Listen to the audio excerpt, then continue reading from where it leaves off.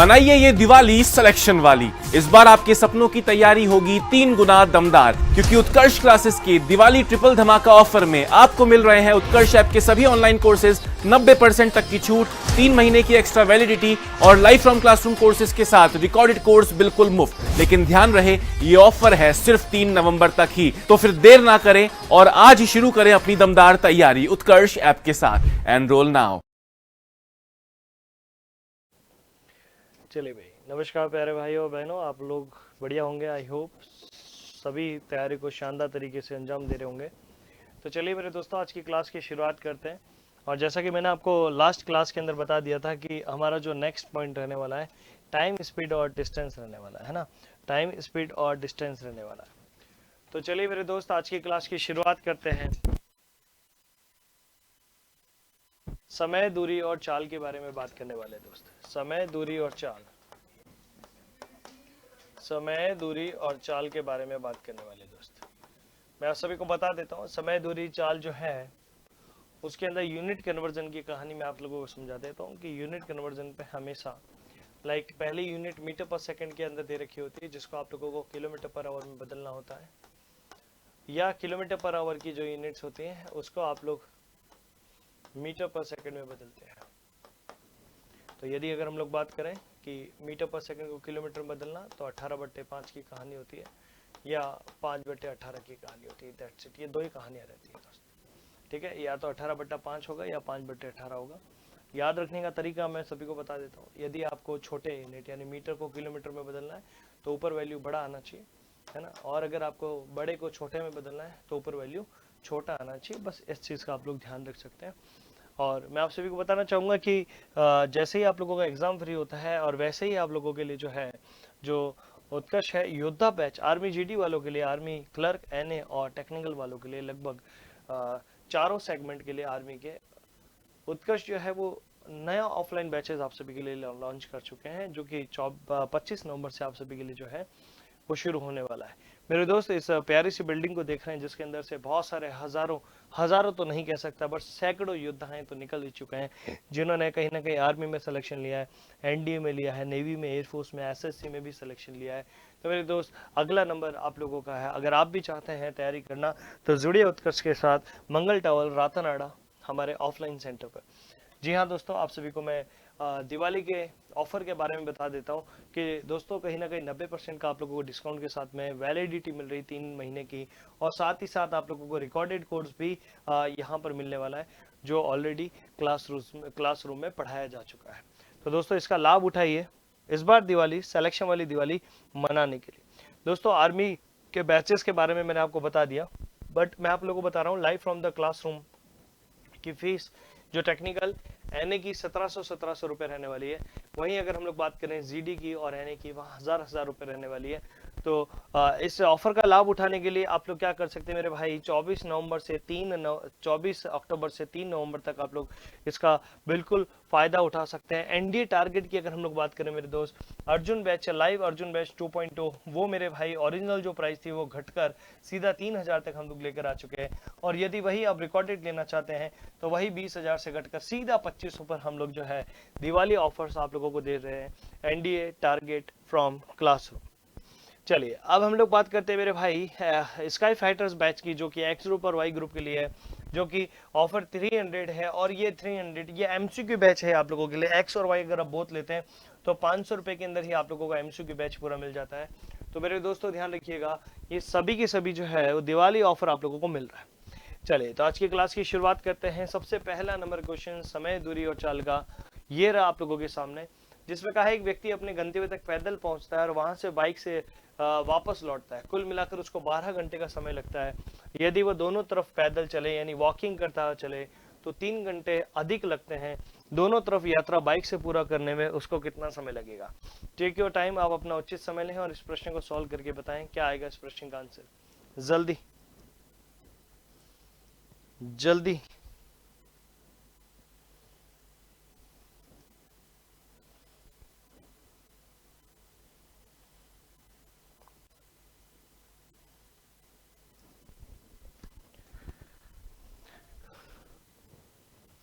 चलिए तो मेरे दोस्त शुरू करते हैं अब इसकी कहानी। इसने कहा है कि व्यक्ति अपने गंतव्य तक पैदल पहुंचने और वहां से बाइक से वापस लौटने, पैदल मतलब वॉकिंग करता हुआ बाइक से अगर वापस पहुंचता है तो उसको 12 घंटे का समय लगता है। वही अगर वो दोनों तरफ पैदल पैदल जाए यानी वॉकिंग करता जाए यानी टू वॉकिंग, तो उसको 3 घंटे का समय ज्यादा लगता है। मतलब कुल कितने घंटे लग गए? 15 घंटे। मेरे दोस्त उसने कहा है कि दोनों तरफ यदि वह यात्रा बाइक द्वारा करे यानी 2B द्वारा यात्रा करे तो उसको कितना समय लगेगा। इतनी सी बात थी, कहाँ लोड ले लिया। मैंने कहा ऊपर वाली समीकरण को 2 से मल्टीप्लाई करो, सो ये हो गया 2W प्लस 2B और इज इक्वल टू 12 दूना कितना हो गया? 24 घंटे। मैंने कहा 2W से 2W को काट देंगे और यहाँ अगर 24 में से 15 को घंटे को घटाएंगे तो कितना आ जाएगा? 2B बराबर कितने घंटे हो गए मेरे भाई? 2B बराबर 9 घंटे हो गए। सो 2B बराबर कितने घंटे हो गए? 9 घंटे हो गए। तो आप सभी से यही पूछा गया था, दोनों तरफ अगर वो बाइक से जाए, बाइक से गया है और बाइक से ही आया है, तो कुल मिलाकर उसको कितना टाइम लग जाएगा? बाइक प्लस बाइक मिलाकर कितना हो गया? 2 बाइक इक्वल्स टू 9 घंटे, यानी 9 घंटे वो क्या कर देगा? बाइक द्वारा दोनों दिशाओं में चलकर वापस से लौट आएगा। अच्छा प्रश्न था, आप सभी के लिए नया प्रश्न है, ये नोट जरूर करेगा। देखिए, एक व्यक्ति अपनी सामान्य गति से 4/3 चाल से चलकर कोई व्यक्ति 10 मिनट पहले पहुंच जाता है। दूसरी दूरी तय करने में आमतौर पर कितना उसको टाइम लगेगा? यूजुअली उसको कितना टाइम लगने वाला है? इस प्रश्न का जवाब दीजिए जल्दी से, फास्ट। रेशियो में बात होने लग जाए तो एसटीडी लगा लें, रेशियो में बात होने लग जाए तो एसटीडी लगा लें, रेशियो में बात होने लग जाए तो एसटीडी लगा लें। याद करें स्पीड, टाइम और डिस्टेंस। मेरे दोस्त डिस्टेंस तो सेम है, अपनी सामान्य गति के 4/3 चाल से चलता है। मतलब अगर पहले उसकी 3 चाल थी तो अब वो चाल को बढ़ा दिया है। जैसे ही चाल को बढ़ाया तो वो 10 मिनट पहले पहुंच गया है, तो पहले पहुंच रहा है तो आप क्या करेंगे? एलिगेशन लगा सकते हैं। क्यों लगा सकते हैं? कि आप सभी को पता है कि जहां वो जा रहा था वो डिस्टेंस तो कांस्टेंट थी, और जब डिस्टेंस कांस्टेंट होती है तो हम लोग स्पीड पर एलिगेशन क्रॉस मेथड लगा सकते हैं और उससे क्या निकल जाएगा? टाइम। आप देख सकते हैं जैसे आपकी 4 की स्पीड को आपने 3 में बदल दिया, वैसे ही आपका टाइम जो है वो बढ़ गया। पहले टाइम जो है वो कहीं ना कहीं घट गया। पहले आपकी स्पीड 3 थी, अब 4 है। अब आपका टाइम 4 से कितना हो गया? 3। जैसे स्पीड बढ़ी, टाइम जो है वो कम हो चुका है। तो ये वाइस वर्सा होता है। तो कहीं ना कहीं डिस्टेंस क्या रहेगी मेरे दोस्त? कांस्टेंट रहेगी। आप सभी को इससे क्या कहा है कि 10 मिनट पहले पहुंच जाता है। दोनों के बीच का गैप कितने का हुआ? तो आपने कहा दोनों के बीच का गैप 1 का वैल्यू किसके बराबर? 10 मिनट के बराबर। तो 4 का वैल्यू कितने के बराबर? 4 का वैल्यू 40 मिनट के बराबर। तो मेरे दोस्त इससे प्रश्न पूछा क्या गया है? उससे बोला यूजुअल उसको टाइम कितना लगता है, यूजुअल उसको कितना टाइम लगता है। तो यूजुअली उसको टाइम लगता है मेरे भाई 40 मिनट। पर अगर हम लोग बात करें बाद में उसको कितना टाइम लग रहा होगा, तो उसको टाइम लग रहा होगा 30 मिनट। तो मेरे भाई ये 30 मिनट तो तब लगेगा जब आपने अपनी स्पीड को बढ़ा दिया। तो इसका मतलब यूजुअली टाइम जो है ऑप्शन नंबर डी, दया बेन बिल्कुल इस प्रश्न का करेक्ट आंसर होगा। चलिए नोट करें जल्दी।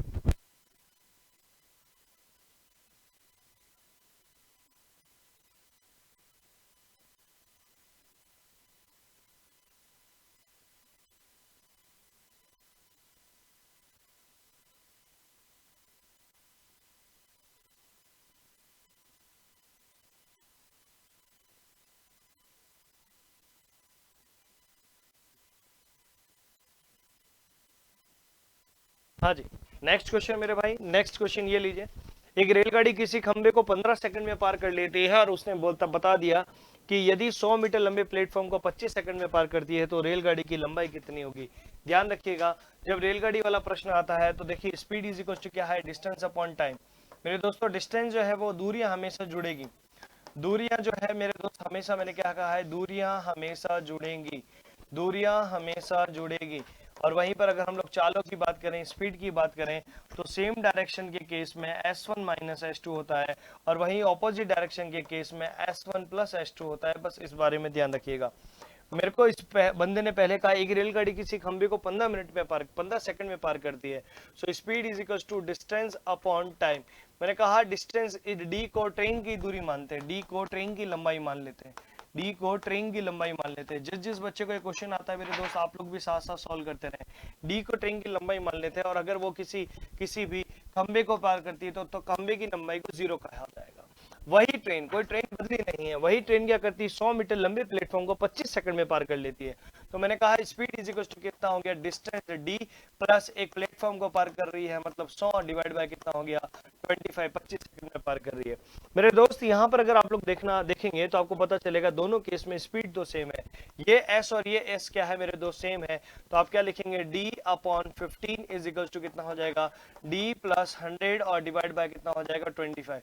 आइए इसको क्रॉस मल्टीप्लाई कर लेते हैं, तो ये कितना हो जाएगा 25d इज इक्वल टू कितना हो जाएगा 15d और प्लस में कितना हो जाएगा मेरे भाई 1500। आइए इसको माइनस करते हैं, तो 10d इज इक्वल टू कितना हो जाएगा 1500 और वहीं पर डिस्टेंस कितनी निकल कर आ जाएगी 150 मीटर। आप लोग देख सकते हैं ये d कौन सी डिस्टेंस थी, तो d वही डिस्टेंस थी जो मैंने ट्रेन की लंबाई मानी थी। क्वेश्चन में ये बोल रहा है ट्रेन की लंबाई कितनी होगी, तो 150 ट्रेन की लंबाई होगी।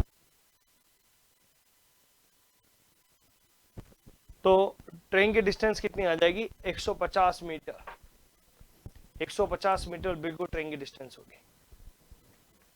क्लियर, अच्छा क्वेश्चन है, इंपॉर्टेंट क्वेश्चन मार्क कर सकते हैं, पर वाई ग्रुप में इतने लेवल का प्रश्न नहीं आएगा। आपको मैंने कॉन्सेप्ट भी लिखवा दिया दोस्तों, कॉन्सेप्ट भी प्लीज आप लोग लिखते रहे, कॉन्सेप्ट भी लिखना जरूरी है। चलो अगला क्वेश्चन, इसको सॉल्व करके दिखाएं जल्दी से, फटाफट जल्दी से इसको सॉल्व करके दिखाएं। एक रेलगाड़ी एक प्लेटफॉर्म की लंबाई समान है, तो मैंने कहा एक रेलगाड़ी और प्लेटफॉर्म की लंबाई समान है, तो ट्रेन की लंबाई को अगर आप लोग d मानते हैं तो उसी प्रकार एक प्लेटफॉर्म की लंबाई को भी आप लोग क्या मान सकते हैं, d मान सकते हैं, प्लेटफॉर्म की लंबाई को भी d मान सकते हैं। उसने कहा है रेलगाड़ी 90 किलोमीटर प्रति घंटे से चलते हुए प्लेटफॉर्म को 1 मिनट में पार कर लेती है, तो स्पीड इज इक्वल टू क्या होता है, speed is equal to distance upon time. मैंने कहा स्पीड के बारे में क्या ख्याल है, तो स्पीड तो ट्रेन की स्पीड को आपको दे रखा है 90 किलोमीटर पर आवर। डिस्टेंस अगर हम लोग देखें तो प्लेटफॉर्म और ट्रेन दोनों को जोड़ेंगे तो 2d हो जाएगा। प्लेटफॉर्म को 1 मिनट में पार करती है, तो 1 मिनट में पार करती है, तो इसको लिख सकते हैं आप लोग 60 सेकंड में। बोला क्या है, रेलगाड़ी की कुल लंबाई मुझे मीटर्स में ज्ञात करनी है, तो ये जो 90 किलोमीटर पर आवर है आप इसको क्या बदलेंगे मीटर पर सेकंड में, गुणा किससे कर देंगे 5/18 से। तो 2d किसके बराबर हो जाएगा, ये बराबर हो जाएगा 5 इंटू 90 इंटू 60 और बट्टे में कितना हो जाएगा मेरे भाई 18, 18 5 90 हो जाएगा, 2 से मेरे दोस्त को काटेंगे 30 हो जाएगा, 25 पचम 25 या 75। तो मेरे भाई ये जो d का वैल्यू आया है वो 750 मीटर आया है। पूछा है रेलगाड़ी की दूरी, तो मैंने कहा रेलगाड़ी की दूरी 700 मीटर, 750 मीटर, वहीं पर प्लेटफॉर्म की जो दूरी रहेगी वो भी 750 मीटर रहेगी।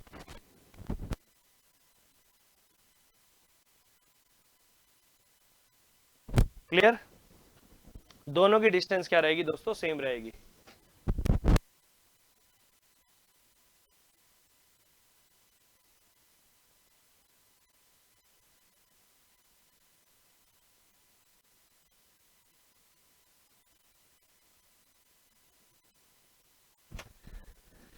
ठीक है दोस्त, नेक्स्ट क्वेश्चन आप सभी के लिए, अगला प्रश्न ये रहा, टाइम एंड वर्क की कहानी। कुछ क्वेश्चंस में टाइम एंड वर्क के भी आप सभी को करवा देता हूँ, समय और कार्य के भी क्वेश्चंस कुछ करवा देता हूँ, ये तो सारी कहानी रिकॉल की है।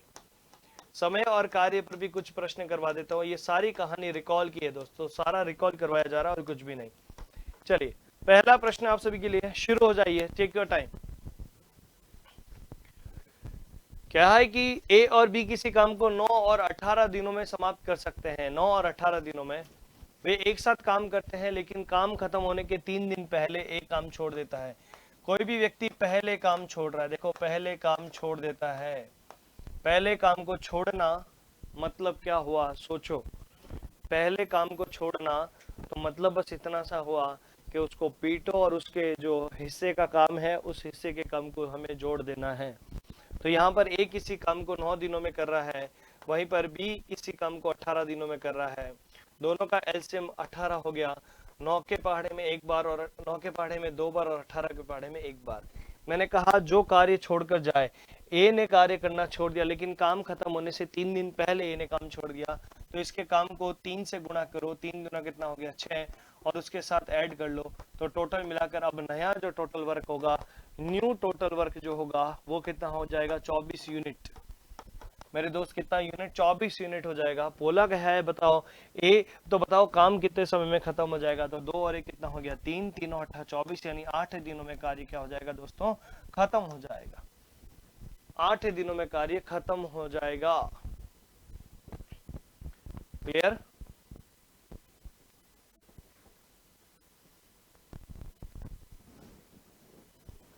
ओके, नेक्स्ट क्वेश्चन हो जाइए शुरू।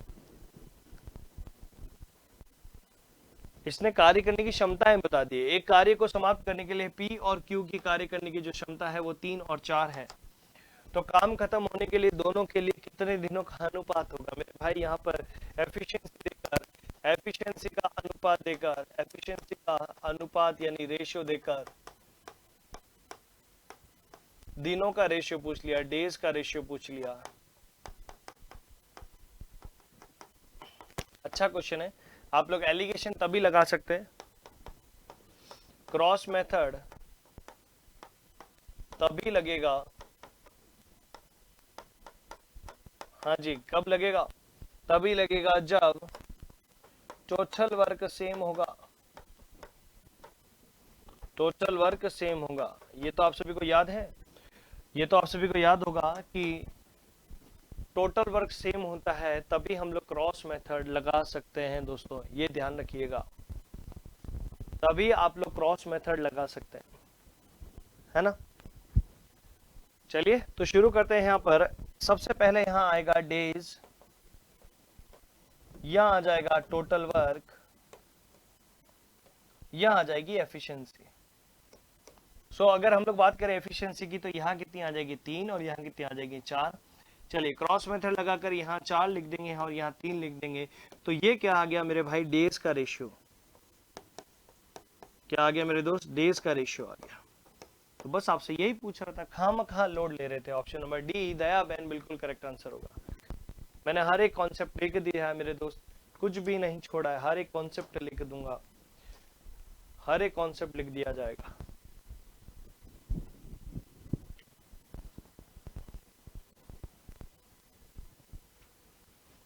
चलिए नेक्स्ट क्वेश्चन आप सभी के लिए ये रहा। अच्छा प्रश्न है, मैंने कई बार इस टाइप का फ्रैक्शन वाला क्वेश्चन करवाया है। आप सभी ऊपर लिख सकते हैं कौन सा क्वेश्चन है, तो आप कहेंगे सर ये तो फ्रैक्शन वाला प्रश्न है, फ्रैक्शन फॉर्मेट में एक प्रश्न है। तो इसने कहा है ए किसी काम का 1/6 भाग 5 दिनों में करता है। मैंने कहा पूरा भाग कितने दिनों में करेगा? तो वो 30 दिनों में करेगा। उसने लिखा है बी किसी काम का 2/5 भाग 8 दिनों में करता है। तो 2 को इससे काट देंगे 4 बार और 5 चौक 20 बना देंगे। तो बी जो है वो 20 दिनों में उस काम को क्या कर देगा दोस्त? फिनिश कर देगा। तो ए और बी मिलकर कितने दिनों में काम करेंगे? तो दोनों का एलसीएम 60 हो गया, 2 हो गया और यहाँ पर अगर हम लोग देखें 3 हो गया। पूछा गया है ए और बी मिलकर उस काम को कितने समय में करेंगे? तो मेरे भाई दोनों मिलकर 5 यूनिट काम करेंगे, 5 गुलाब जामुन खाएंगे। कट कर दो, कितने दिनों में खा लेंगे? 12 दिनों में वो कार्य को क्या कर लेगा दोस्तों? खत्म कर लेगा। 12 दिनों में कार्य को खत्म कर लेगा।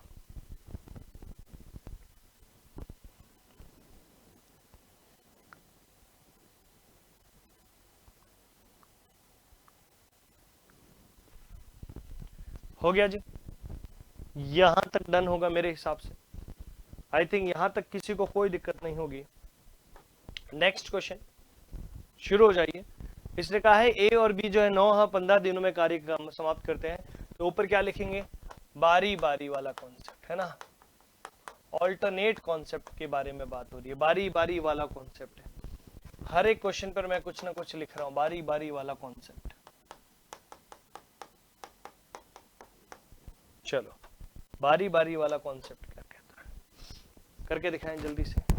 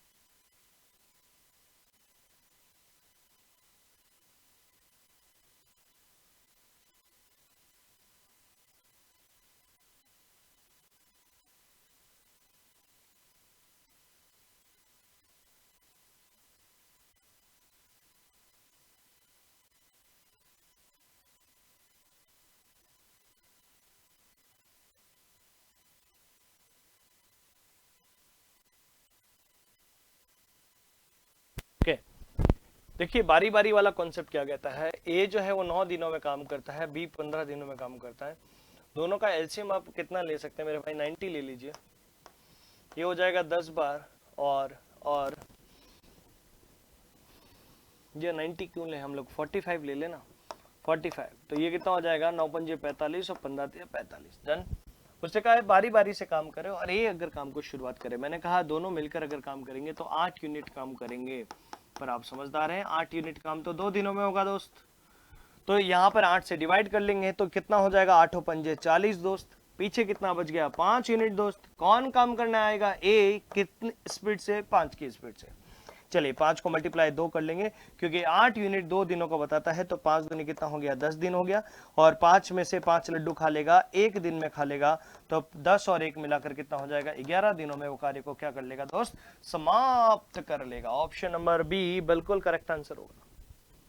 ऑप्शन नंबर बी बिल्कुल करेक्ट आंसर होगा, इसमें कोई दो राय नहीं है। चलिए नेक्स्ट क्वेश्चन। इससे कहा है ए किसी काम को 12 दिनों में समाप्त करता है, बी 18 दिनों में समाप्त करता है। 2 दिनों तक वे एक साथ मिलकर काम करते हैं और एक काम कर भाग जाता है। धोखेबाज था वो, भाग गया। तो पूछा गया है, तो बताइए बचे हुए काम को बी कितने दिनों में समाप्त कर रहा होगा, है ना। धोखेबाज था, भाग गया, खैर कोई बात नहीं, हमें तो उससे काम करवाना पड़ेगा। चलो जल्दी से इस क्वेश्चन को सॉल्व करके दिखाएं फास्ट।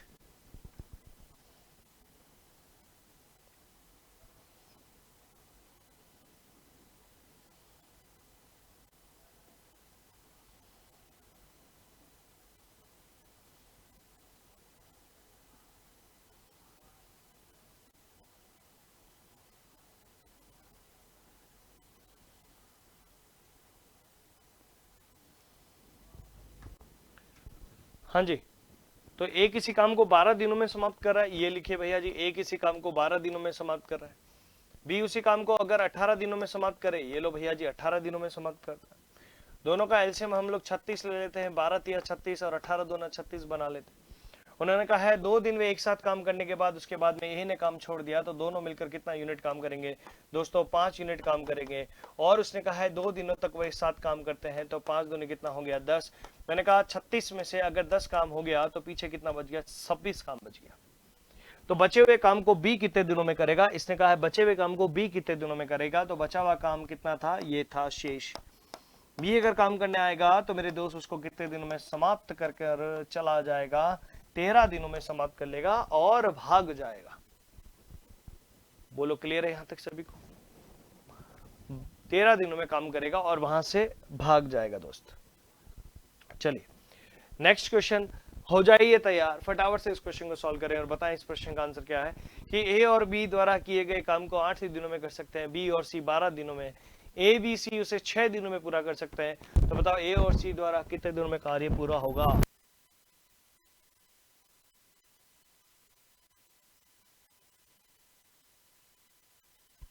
Yes come on.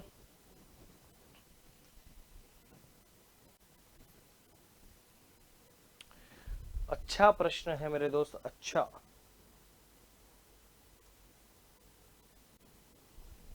तो इसमें कहा है कि ए और बी अगर 8 दिनों में काम करते हैं, तो ए प्लस बी अगर 8 दिनों में काम करें, उससे कहा है कि बी और सी जो है वो मिलकर किसी काम को यदि 12 दिनों में करें, और सी और ए मिलकर जो है वो कहानी जो है ना सी और ए नहीं है, या लिखा है ए प्लस बी प्लस सी मिलकर किसी काम को अगर करेंगे तो 6 दिनों में करेंगे। चलिए इन तीनों का अगर हम लोग एलसीएम लेने की कोशिश करें तो लगभग हम कहां तक पहुंच सकते हैं।